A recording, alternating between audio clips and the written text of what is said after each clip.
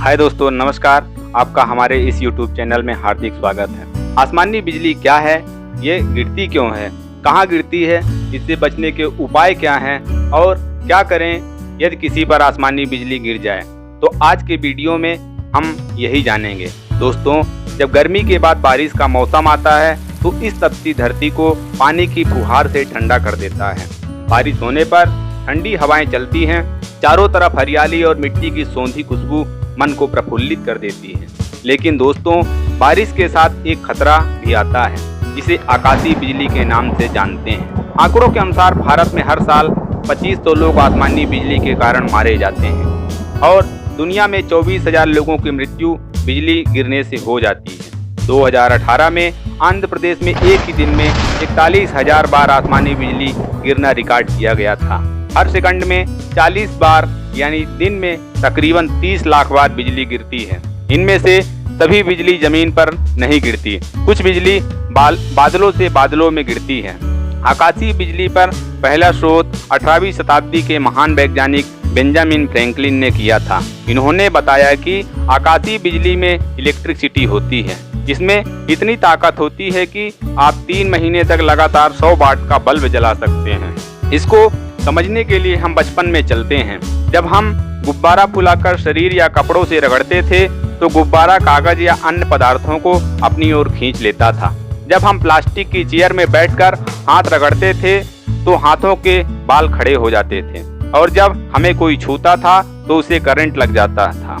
इसे ही static charge कहते हैं। यह तब होता है जब निगेटिव चार्ज और पॉजिटिव चार्ज का आपस में अट्रैक्शन होता है। यही चार्ज बिजली बनने और गिरने के समय कार्य करता है। जब मौसम गर्म रहता है तो समुद्र या नदियों का पानी बाष्प बनकर ऊपर उठता है और बादलों के रूप में एकत्रित हो जाता है। जैसे ही यह बाष्प और ऊपर उठती है तो ऊपरी शीतलहरों के कारण कुछ जलवाष्प ठंडा होकर बर्फ बन जाता है और जब ये बर्फ के टुकड़े आपस में टकराते हैं तो आवेश उत्पन्न होता है। बादलों की ऊपरी वाली परत पर पॉजिटिव व नीचे वाली परत पर निगेटिव चार्ज उत्पन्न होता है। इन्हीं पॉजिटिव व निगेटिव आवेशों के बीच स्पार्क होने लगता है और स्टैटिक ऊर्जा उत्पन्न होती है। जब ठंडे और गर्म बादल टकराते हैं तो आवाज पैदा होती है और बिजली उत्पन्न होती है। क्योंकि प्रकाश की गति 2,80,000 किलोमीटर प्रति सेकंड तथा आवाज की गति 343 मीटर प्रति सेकंड होती है, अतः प्रकाश की चमक पहले और गरजने की आवाज बाद में सुनाई देती है। जैसे गर्म तवे के ऊपर ठंडा पानी डालने पर आवाज के साथ चिंगारियां भी निकलती हैं। जब ऐसा हो रहा होता है तो ठीक उसी समय आंधी की तेज हवा के साथ पॉजिटिव चार्ज बनना शुरू हो जाता है। जैसा कि हमें मालूम है कि सेम चार्ज दूर होते हैं और विपरीत चार्ज अट्रैक्ट होते हैं। निगेटिव चार्ज को बादलों के नीचे आने पर तथा पेड़ों इमारतों पर पॉजिटिव चार्ज होने पर टकराने से निगेटिव चार्ज डिस्चार्ज होकर धरती में आ जाते हैं। क्योंकि आसमान में किसी तरह के कंडक्टर नहीं होते, अतः कंडक्टर की तलाश में नीचे आ जाते हैं। इसे ही आसमानी बिजली कहते हैं। जमीन पर यह विद्युत सुचालक पदार्थ जैसे लौह मटेरियल के संपर्क में आती है तो यह कंडक्टर का कार्य करती है और जब उसी समय यह किसी जीवित प्राणियों के संपर्क में आती है तो उसे नुकसान पहुंचा देती है, जिससे शरीर के टिश्यू नष्ट हो जाते हैं। हमारे शरीर में जिस भाग से होकर यह गुजरती है उस भाग में निशान पड़ जाते हैं, जो किसी पेड़ की जड़ जैसा दिखता है, जिसे लीचेनबर्ग फिगर कहते हैं। साथ ही शरीर के तंत्रिका तंत्र या नर्वस सिस्टम को डैमेज भी कर देता है। इसके अलावा इससे हृदयाघात का खतरा भी बढ़ जाता है। आसमानी बिजली के गिरने के अध्ययन को फुल्मिनोलॉजी कहा जाता है। आमतौर पर आसमानी बिजली से 10% से कम लोग ही मारे जाते हैं, भले ही इसका तापमान 50,000 डिग्री सेंटीग्रेड सूर्य के ऊपरी सतह कोरोना के तापमान से भी ज्यादा होता है। बिजली गिरकर ऊपर उठने में 2 माइक्रोसेकंड से भी कम समय लगता है। ये ऐसा ही है जैसे कि किसी गर्म चीज को छूकर फटाफट हाथ हटा लेना।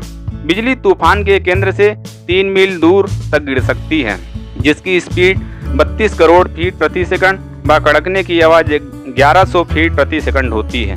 बिजली गिरने का समय दोपहर में ज्यादा होता है। किसी व्यक्ति पर बिजली गिरने पर सबसे ज्यादा असर कंधे, सिर और गले पर होता है। बिजली लगभग 4 से 5 किलोमीटर लंबी होती है, 1 से 2 इंच चौड़ी होती है।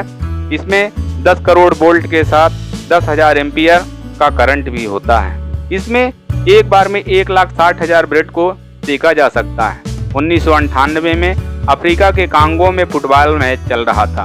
वहां पर अचानक बिजली गिरने से एक टीम के सारे खिलाड़ी मारे गए। वैज्ञानिकों का कहना है कि ग्लोबल वार्मिंग के बढ़ने की रफ्तार ऐसी ही रही तो आने वाले 100 साल में बिजली गिरने की स्पीड 50% बढ़ जाएगी। आसमानी बिजली से बचाव के तरीके। पहला, बिजली के चमकते समय नंगे पांव जमीन पर खड़े नहीं होना चाहिए। दूसरा, बिजली मैकेनिक से घर में अर्थिंग तड़ित चालक एंटीना लगवा लेना चाहिए। तीसरा, आंधी तूफान आने पर टीवी, रेडियो, कंप्यूटर, मोडम आदि बिजली उपकरण बंद कर देना चाहिए। बिजली कड़कने के समय तालाब, नदी, समुद्र में नहाने ना जाएं, क्योंकि पानी विद्युत का सुचालक होता है। चौथा, इस दौरान मोबाइल का उपयोग करने से बचना चाहिए। पांचवा, यदि आप रोड पर हैं तो पेड़ और लोहे के खंभों से दूर रहें। छठा, यदि खेत में हैं और बिजली गिरने वाली हो तो जमीन पर लेट जाएं, क्योंकि बिजली हमेशा ऊपरी वस्तु पर गिरती है, अतः बिजली मेड़ या पेड़ पर गिरने की संभावना ज़्यादा होगी। नेक्स्ट है, यदि मैदान में हैं और पास में कोई घर है तो घर के अंदर चले जाएं। नेक्स्ट, विद्युत सुचालक वस्तुएं जैसे धातु के पाइप, मोबाइल, रेडिएटर आदि से दूरी बना के रखें। अगला, गीले कपड़े की वजह से वज्रपात का असर कम हो जाता है। दोस्तों, कुछ भ्रांतियां भी हैं, जैसे गोबर पर गिरने से गोबर सोना बन जाता है। कुछ लोगों का मानना है कि मकान की छत में लगे सरियों पर गिरने से सरिया अष्ट धातु का हो जाता है। जैसे पीपल, बरगद, पाकड़, तरपूल पर बिजली ज़्यादा गिरती है, ये भी भ्रांति है। किसी जगह पर बिजली गिरने पर वहाँ दोबारा नहीं गिरती है, ये भी एक भ्रांति है। बिजली गिरने के समय रबर टायर को अपने पास रखने से बचाव होता है, ये भी एक भ्रांति है। तो दोस्तों, आज की वीडियो में बस इतना ही। मिलते हैं अगली वीडियो में, तब तक के लिए जय हिंद, वंदे मातरम।